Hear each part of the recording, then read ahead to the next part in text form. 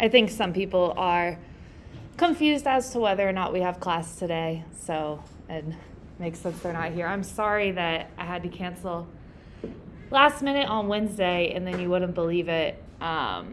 I gave my son my phone to like watch some YouTube because I had to run and get something from my car. And when I came in, he was just dunking it in the toilet over and over again.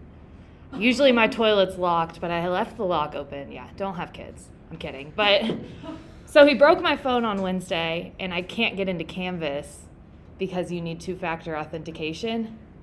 So I've been locked out of Canvas since Wednesday. I have a new phone coming tonight because my insurance covered it. But if you message me on Canvas, I'm not ignoring you. I know I planned to grade your stuff Wednesday, and I wasn't able to work pretty much at all. So I apologize for the delay on that. And if you guys have friends in this class that are like confused or anything, you can pass on that message. Because even this video, I'll be able to upload it to the YouTube channel after class, but I won't be able to link it to Canvas until at least tonight when I get my phone and can get logged back in.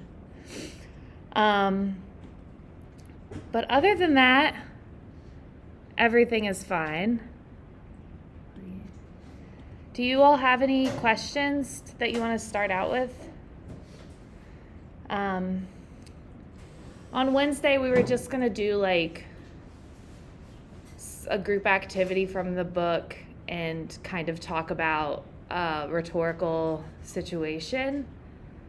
So we're not going to do that. We're just going to kind of skip that because it was just kind of explaining more what you all read in the textbook. And I plan to talk about peer review today, which is what you all are going to be doing next week. So I think that's kind of more important for us to do today. So we're just going to skip over what we did on Wednesday. Maybe we'll come back to it another day. Just talking about genre and occasion and all those constraints. So do you all have any questions about the reading? You did chapter 1 and 2 for this. The short writing assignment that's due by midnight today comes directly from the reading.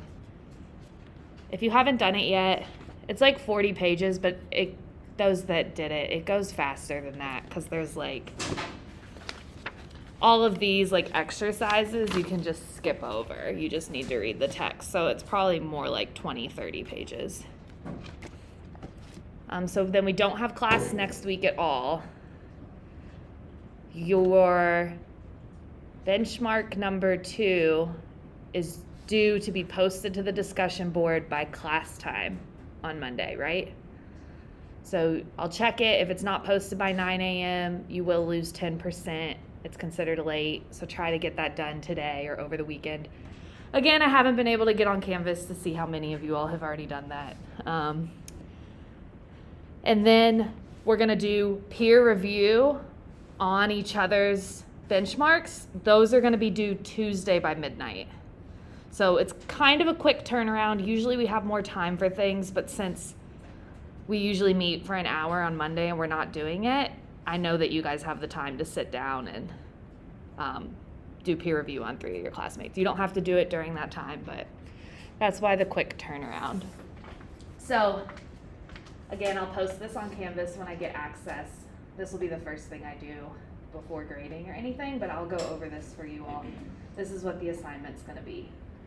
So you're going to select 3 of your classmates to complete the peer review for.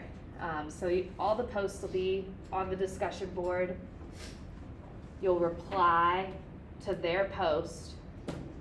I don't want everyone replying to the same one, so once something has 3 replies, find one that doesn't have 3. Everyone should reply to 3, and everyone should get 3 replies. I'm really bad at math, so hopefully that works out. So there's 3 steps that I'm going to be looking for. Number 1 is praise. So we'll get into this in class. So look back at what you wrote. We're going to do that today. But provide genuine and specific praise to your classmates. So the benchmark is worth 25 points, I think, and this is worth 15 points. So to get your full points, genuine and specific praise. So saying, I like the opening, or I like this, you're not going to get full credit for. You need to think about why you like it. All right, and then questions. So praise is one part, and then questions and suggestions. So what questions do you have about your classmates' work? So what questions would you be interested in having your classmate answer about this community? What are you curious about? So this is required. Provide your classmate with at least 2 questions in your reply. I don't know why the formatting's like that. Suggestions. So a suggestion is optional for this assignment, but if you notice like your classmate didn't complete the assignment requirements, you can point that out, and if there's somewhere you feel you needed more detail, you can point that out. So kind of something they could have done better, that could be a suggestion. But also, you guys can give a suggestion like, hey, this community sounds really interesting. You know, it would be cool if you did a podcast interviewing, I don't know. One of my students is writing about, did you all watch that Netflix documentary, like, Be Sweet and Pray, about, like, the Mormon cults? It's creepy. But you could be like, so, you know, it'd be cool if you tracked down an escaped Mormon for this project and interviewed them. Like, you could give a suggestion and idea, just what you think would be cool. So again, that's optional. Providing 2 questions is mandatory to get your full credit. So find tensions. So this is just kind of summarizing. Did your classmate discover contradictions on the internet within the information about their selected community? Are they if there's contradictions, are they in stasis or arguing past each other? If they are in stasis, what kind of question are they arguing? By that, I put this in here, but on page 17, there's multiple questions we can bring everything down to. Claim of fact, claim of definition, claim of quality. We're gonna break all this down in the lecture, and then I want you all to search the same community on the same social media platform your classmate chose. Do you see the same videos, images, posts, or different? Does the information change through your algorithm? So this is just kind of an exercise in how information is dispersed to people, and how there can be contradictions within the same platforms, based on the way social media curates content for us. Do you all have questions about this initially?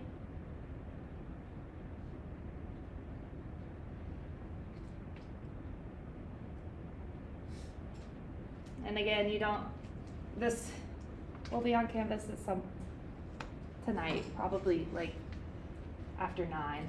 After my kid goes to sleep, I'll be able to get on the computer and use 2-factor authentication again. So irritating. Yeah, so that'll all be on there. Again, I don't always respond to emails on the weekend, but if you have questions about it, I'll try to get back to you over the weekend or first thing on Monday, so you can complete this by midnight on Tuesday. Great, so let's get into this. So peer review.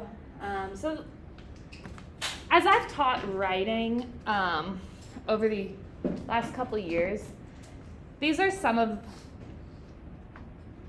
the, peer review is great, but some challenges that like I tend to see students face, including myself, in my graduate classes. So 1, students place greater value on teacher feedback or provide input according to what the teacher would want.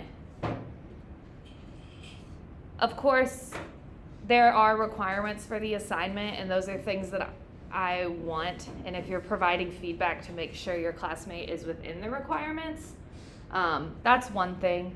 But this more speaks to, like, if I've said I like a certain type of writing, you know, you all don't need to write that way. you're going to put an assignment out, have this peer review, meet with me. Like, I'm very much want to keep my opinions out of this and work towards like your all's ultimate goals. So as individuals, I want you all to really use your own opinions to give your classmates feedback. It's valuable to hear different ideas and opinions. It's what makes peer review so important. So if everyone's just kind of trying to mirror me, then I could have just read them all and given feedback. It doesn't really have a point. Yeah. For like the community, like essay, does it have to be like a generic topic or subject, or can it be like specific? For Specific community. a specific community? Yeah, I'm not understanding your question. Like, does the topic has to be like broad? Like you can talk about like the broad topic, but you know, specify what you want to talk about. I think more specific is better. So there might be some broader ones, but I think it's going to be kind of how we talked in the beginning of the semester. Like, you don't need to solve a world problem. Like, you can just add a little more information. And I think that is going to be more interesting and more valuable and more manageable in the length that you're doing. So yeah, you could. It's a wide range of topics. I want it to be something you all are interested in. The next thing I see, students see themselves as not good enough to tell someone how to write. Again, these are just things thoughts you might have that I'm saying. Get rid of them because you all have valuable opinions, valuable advice. Students don't want to be judgmental of classmates' thoughts or feelings. Again, we want to like say things respectfully, but being able to disagree, that's what rhetoric is all about. So if someone has they're proposing an idea that you completely disagree with, that's okay. To say that, just say it respectfully and say why. And finally, students only comment on easy fixes such as grammar and spelling. This is not what I want you all to look at. I want you all to think more conceptually, more big picture. Any questions? All right. So we're gonna take like 5 minutes. If you all have something to write with, if you want to write your answer to these questions. If not, just think about them. I'm gonna watch the time.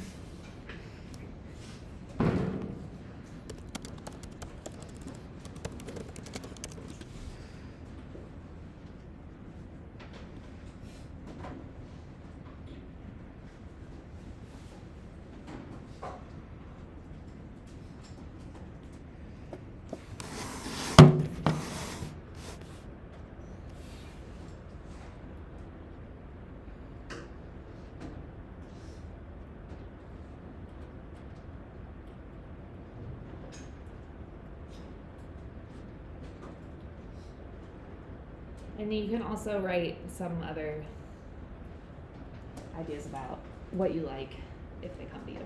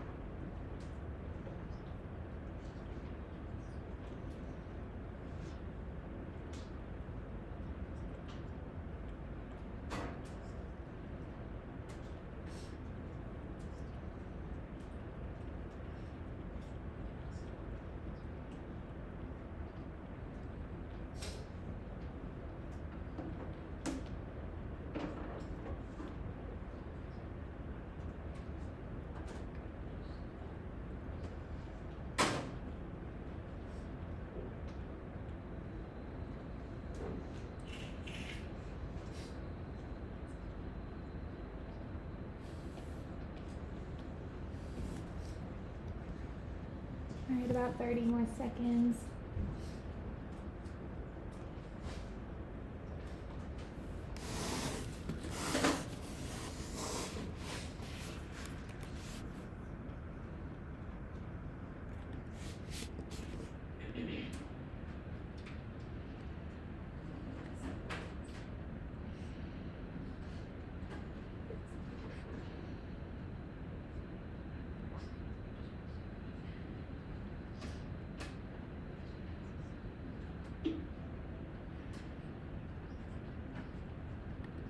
All right. So I had you all do this just to kind of understand what you're bringing to the table with peer review. So you guys can choose who you respond to, but if you go later, you might not have as much of a choice because I don't want more than, we're going to try to have 3 or less on each person. So say you answered the first question, you like facts and data, and you end up having to respond to a classmate who's writing a lot more about like a community they're a member of, and maybe they're writing a little bit more about their own experience than facts and data, right? The reason I want us to just think about this is because you still can give them valuable peer review, but it will help you to acknowledge, I don't really like personal stories. I like more facts and data, but I can see how this personal story can speak to a reader's emotions. So it's just developing the ability to be able to praise something that might not be for you, might not be something you'd pick up and read. So I wanted you all to jot these things down for just to be aware, and also you can look back at this when you're choosing who to respond to and try to respond to an assignment that fits more into your likes. This round of peer review, it's like a short writing. You're not looking at someone's long essay, so some of this might not be super relevant, but we will be doing peer review multiple times in the semester, so you can return back to this. So we are going to provide specific praise. Here's examples of things that you could praise within writing. They're not conclusive. These are just ideas. So voice/tone. Does anyone want to try to define voice or tone?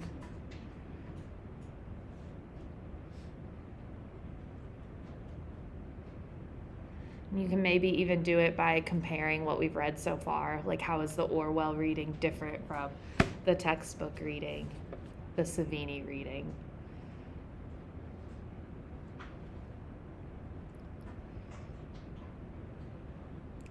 Even with the commercials we watch. One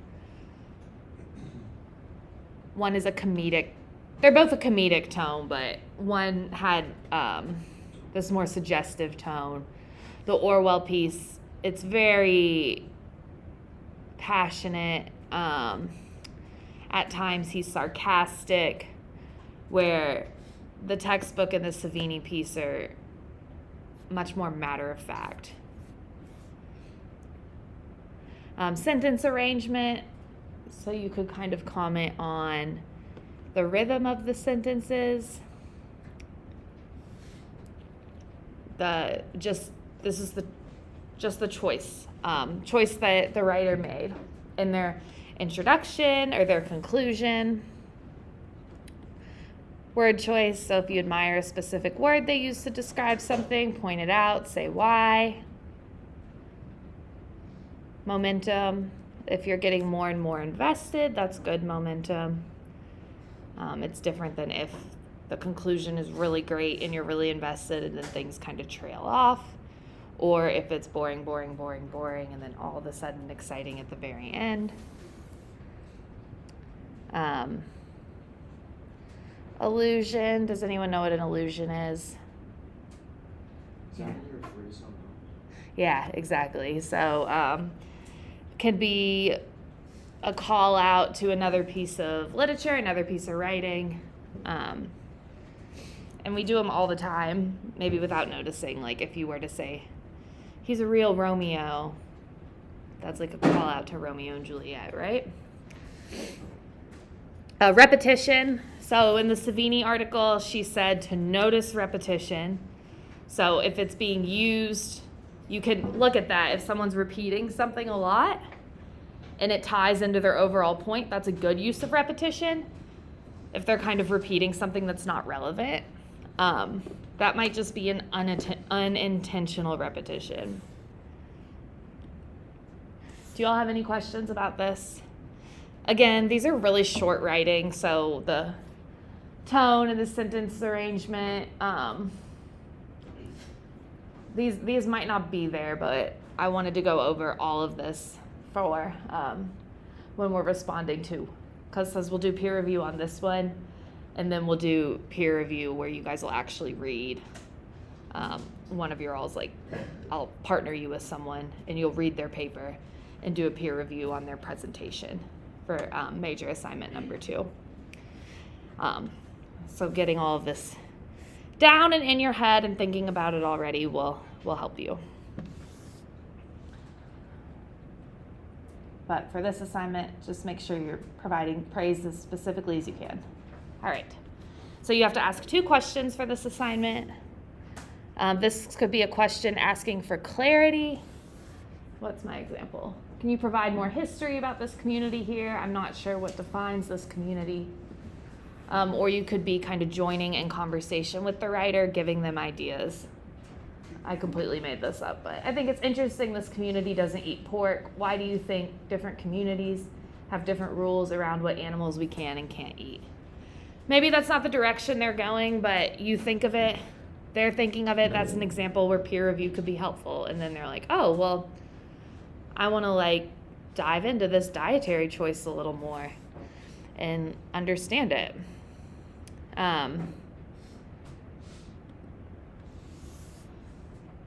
Any questions about questions or anything so far? Okay. The last step, so you're going to find the tensions within your classmate's assignment. So are there contradictions in information your classmate found? Are they arguing the same stasis claims or different? What type of question or questions are they asking? So, do you all understand what the book means by a stasis claim or arguing past each other? Does anyone want to tackle that to kind of explain to the class?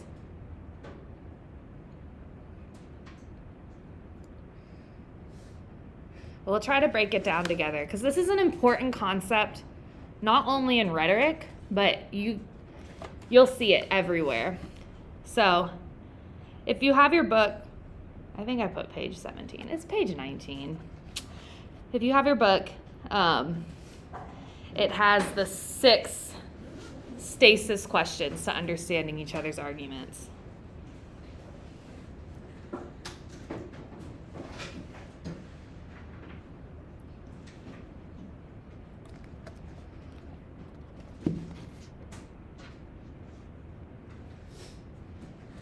So we can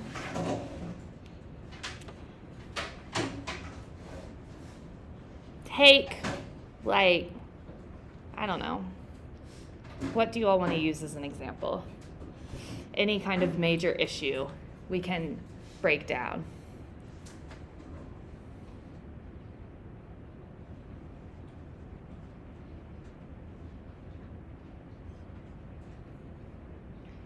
All right, well, thinking of recent decisions, let's take abortion, for example. So, you have all these people, there's people on multiple sides, And people want to really act like it's two sides. You're pro-life or you're pro-choice. But it really is more nuanced than that, right? So the first one, if two people are arguing on the internet or on a debate stage or whatever for and against abortion,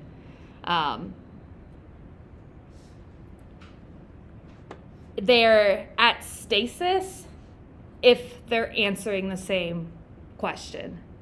So, say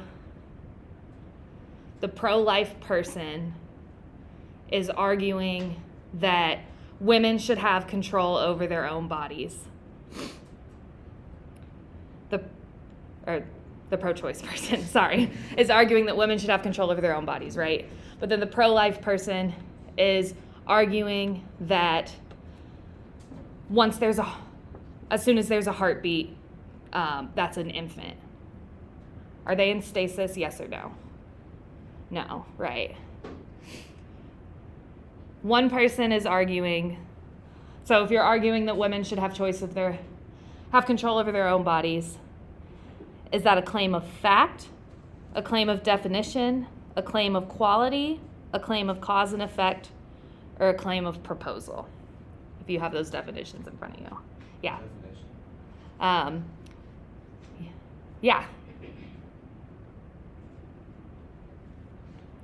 And how is that? Okay, I think you can argue this multiple ways, but how would you argue that's a claim of definition? Yeah, so it's classified as, this is the person who's saying women should have control of their bodies. So it's classified as their right, like they're defining it as their right? So that works. Any other ones that you could see that fitting onto?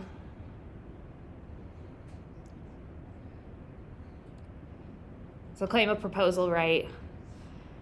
Is he or she arguing the best course of action in a certain situation? They're saying, let the women decide. The person who's saying life begins at a heartbeat, what kind of question is that?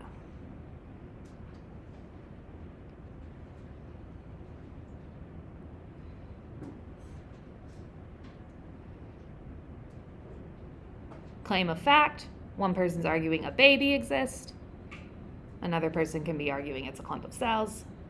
Claim of definition, again. So that example, that's something that we would call arguing past each other. So they're arguing on two sides of an argument, but they're not sitting here debating when do you consider the fetus to, what's an embryo, what's a fetus, what's a baby. They're not sitting here arguing the same point. So anytime you have that, two people are arguing, you can do it with anything like gun control. Someone can be someone can be arguing that there needs to be more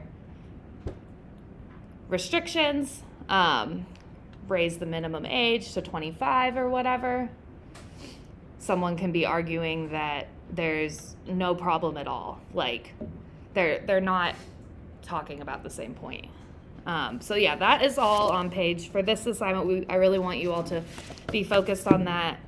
And you can find the definitions on page 19. It happens all the time.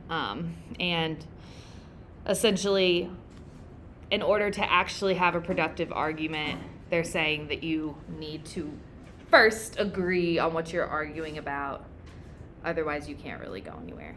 Does that make sense? Okay. So, how much time do we have? All right.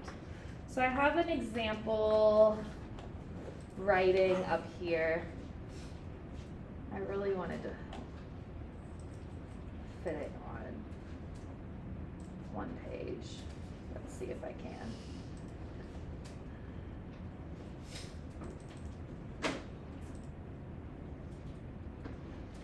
You guys probably won't be able to see that though.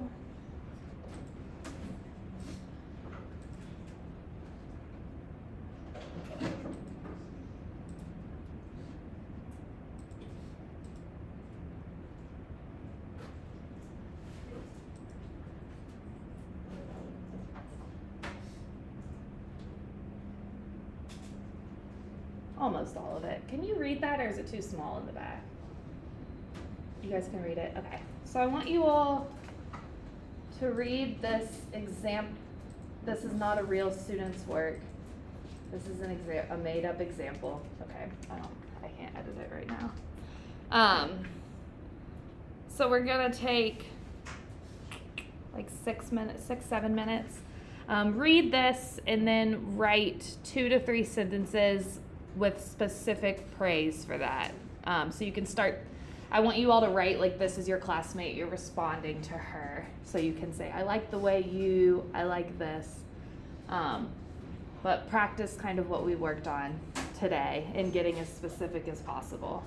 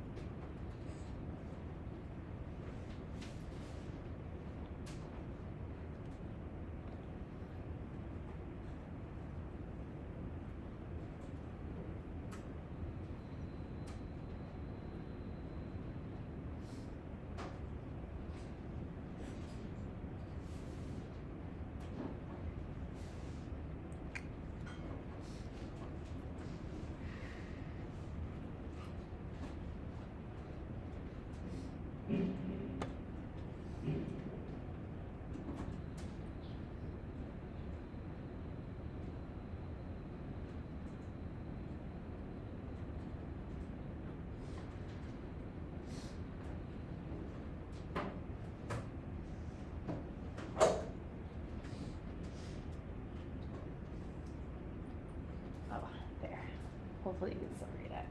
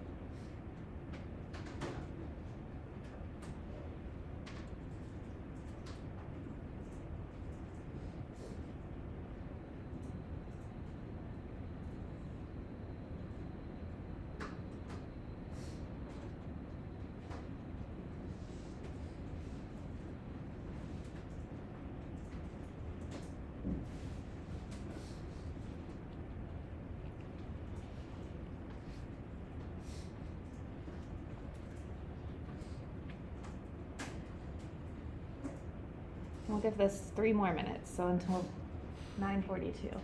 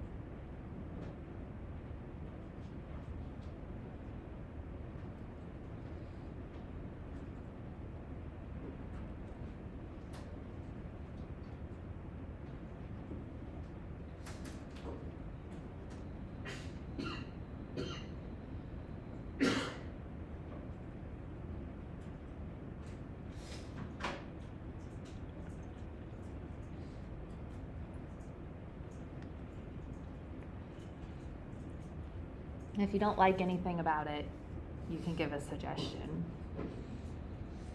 but I'm hoping we can find praise in everything.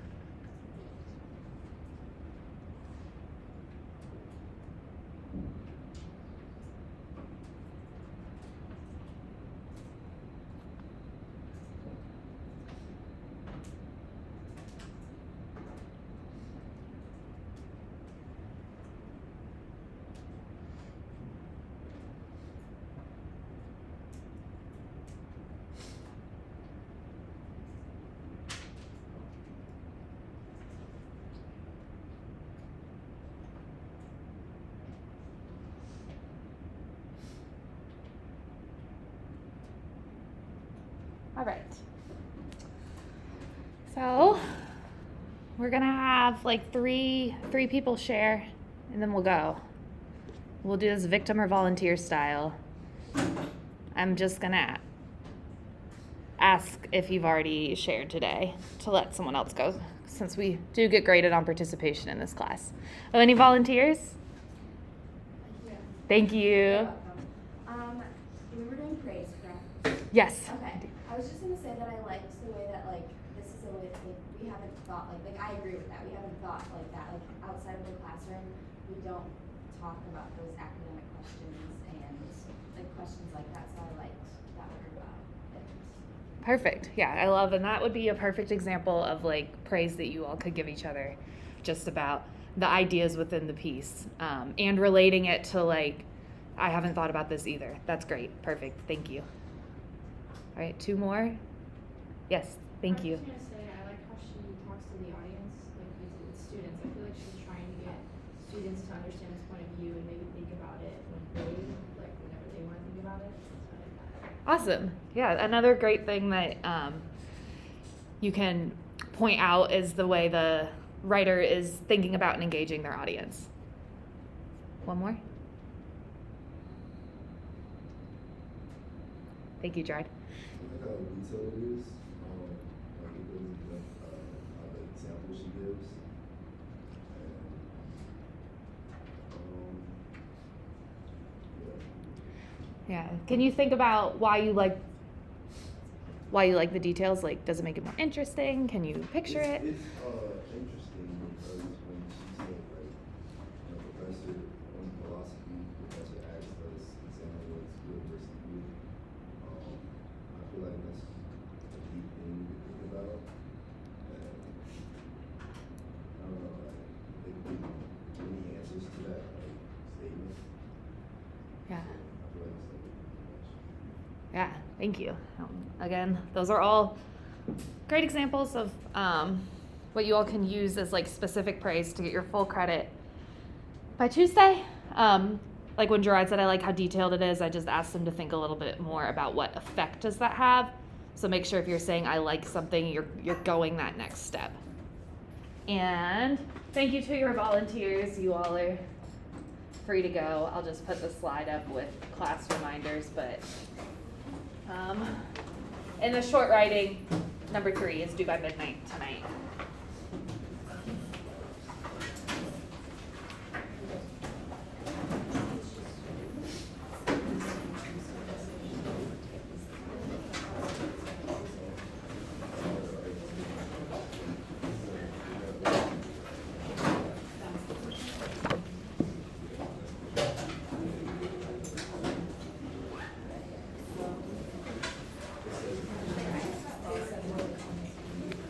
I was gonna ask about the short writing assignment. Hold on, let me pause. Art